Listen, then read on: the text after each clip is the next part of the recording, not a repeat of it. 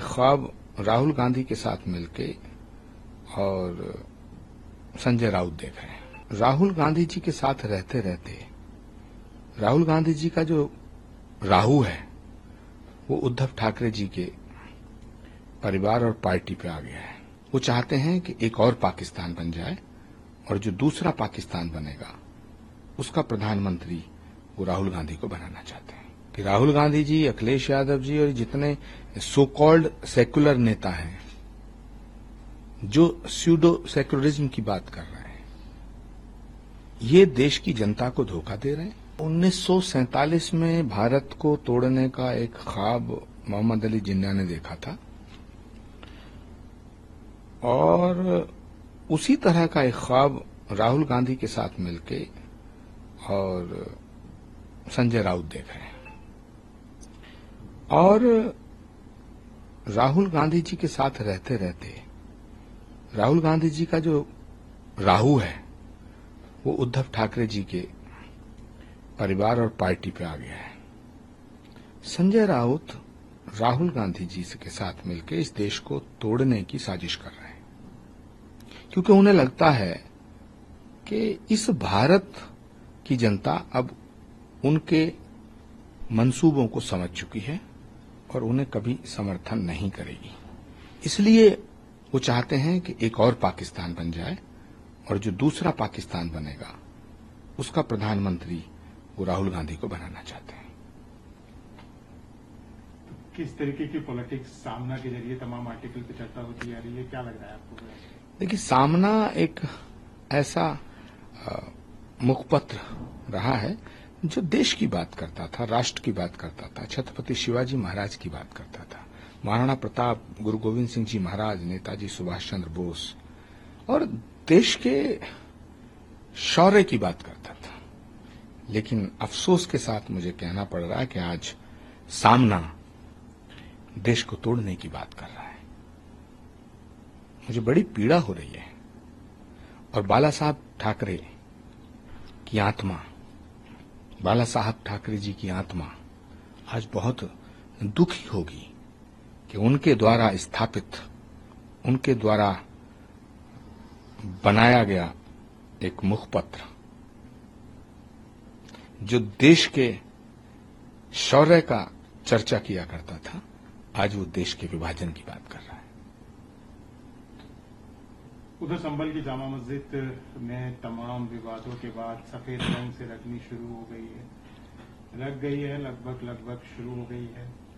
विवाद भी हुआ था, मुस्लिम लोग ग्रीन कलर को बोल रहे थे, हिंदू पक्ष सैफरन कलर के लिए मान रहा है। फिलहाल तो सफेद रंग हो रहा है। देखिए, सफेद रंग हो या काला हो, पीला हो, गुलाबी हो या भगवा हो, सारे रंग भारत के हैं। मंदिर पे कोई रंग करो, मस्जिद पे कोई रंग करो, परमात्मा का रंग तो एक है, परमात्मा एक है। जो उसके रंग में रंग गया वो परमात्मा का हो गया। संभल एक ऐसा स्थान है जहां भगवान कल्कि का अवतार होगा। संभल वो धरती है जहां भगवान राम एक बार कल्कि के रूप में अवतार लेंगे और उसी धरती पे श्री कल्कि धाम का निर्माण हो रहा, जिसका शिलान्यास करने 19 फरवरी 2024 को भारत के प्रधानमंत्री आए थे। तो जो संभल में दिख रहा है ये अवतार से पहले के चमत्कार है। संभल के डिप्टी एसपी के बयान को लेकर भी तमाम चर्चा रही। उनके पिताजी ने भी उनकी सिक्योरिटी को लेकर चिंता जाहिर की है, हालांकि एसपी ने आश्वासन भी दिया है।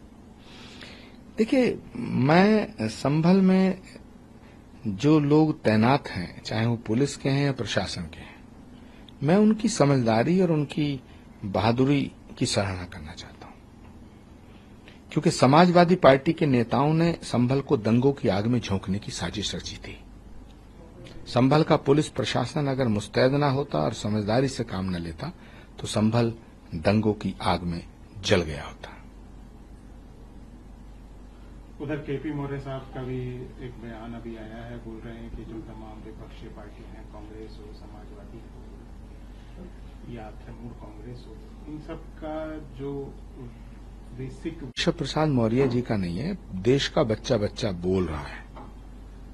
देश का बच्चा बच्चा बोल रहा है कि राहुल गांधी जी, अखिलेश यादव जी और जितने सो कॉल्ड सेक्युलर नेता हैं जो स्यूडो सेक्युलरिज्म की बात कर रहे हैं, ये देश की जनता को धोखा दे रहे हैं, भारत के संविधान के खिलाफ हैं।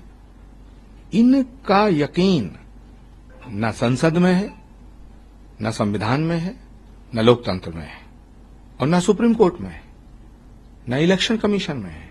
किसी भी संवैधानिक संस्था में इनका यकीन नहीं है। जब इनके खिलाफ फैसला आता है तो लोकतंत्र मर जाता है, जब इनके हक में फैसला आता है तो लोकतंत्र जिंदा हो जाता है। ये रोज लोकतंत्र की हत्या करते हैं, और देश के भीतर भी करते हैं, देश के बाहर जाके भी करते हैं।